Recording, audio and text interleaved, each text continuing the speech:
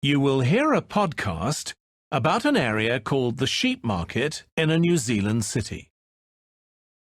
First, you have some time to look at questions 11 to 14.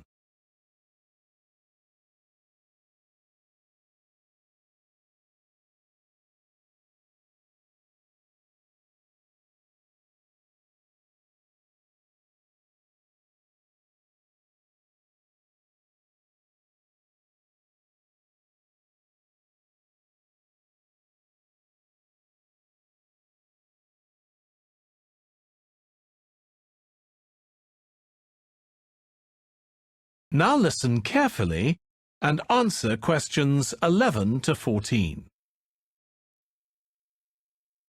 Welcome to this podcast about the Sheepmarket, which is one of the oldest parts of the city.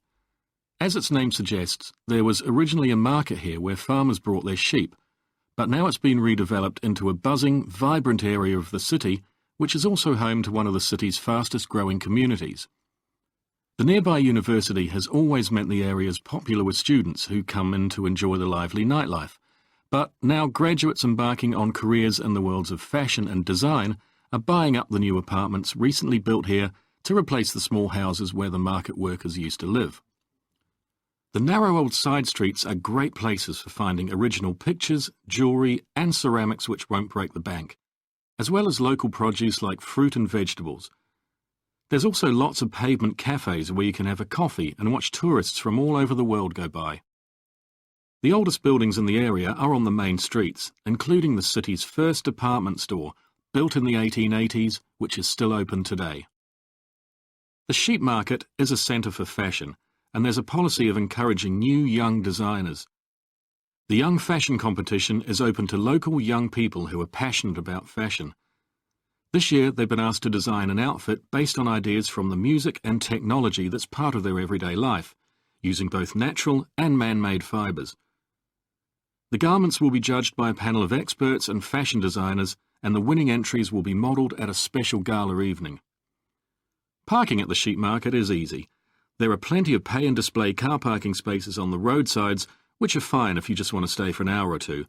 But if you want to spend the day there, it's better to park in one of the 4 underground car parks. It's not expensive, and if you can present a receipt from one of the local stores, you'll not be charged at all. After 6 p.m, many of the car parks have a flat rate which varies, but it is usually very reasonable. Before you hear the rest of the podcast, you have some time to look at questions 15 to 20.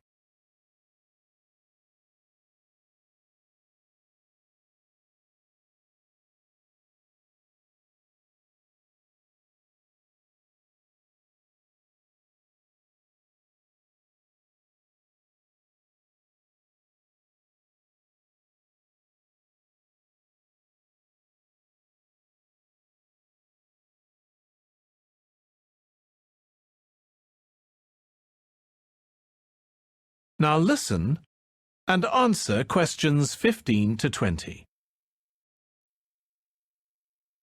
The Sheepmarket is one of the main centres for art and history in the whole of the country. If you look at our map, you'll see some of the main attractions there. Most visitors start from Crawley Road at the bottom of the map. The Reynolds House is one of the oldest houses in the city and is open to the public. It's on the north side of Crawley Road, next to the footpath that leads to the public gardens. The area is particularly interesting for its unusual sculptures. The thumb is just what its name suggests, but it's about 10 metres high. You'll see it on Hill Road, across the road from the bank. The museum's got a particularly fine collection of New Zealand landscapes. It's on the east side of the Sheepmarket, on City Road. It's on the other side of the road from the public gardens, immediately facing the junction with Hill Road. The Contemporary Art Gallery is on a little road that leads off Station Square, not far from the public gardens. The road ends at the gallery. It doesn't go anywhere else. That's open every day except Mondays.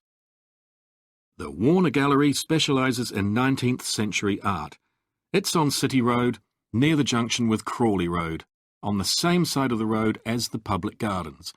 It's open on weekdays from 9 to 5 and entry is free. Finally, If you're interested in purchasing high-quality artwork, the place to go is Nucleus. You need to go from Crawley Road up through Station Square and east along Hill Road until you get to a small winding road turning off. Go up there and it's on your right. If you get to City Road, you've gone too far. That is the end of section 2. You now have half a minute to check your answers.